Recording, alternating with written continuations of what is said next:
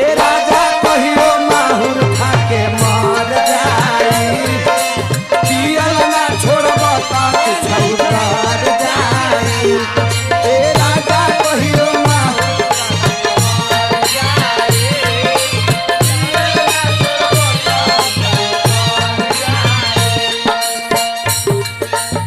औरतिया कहते ए अम्मा जी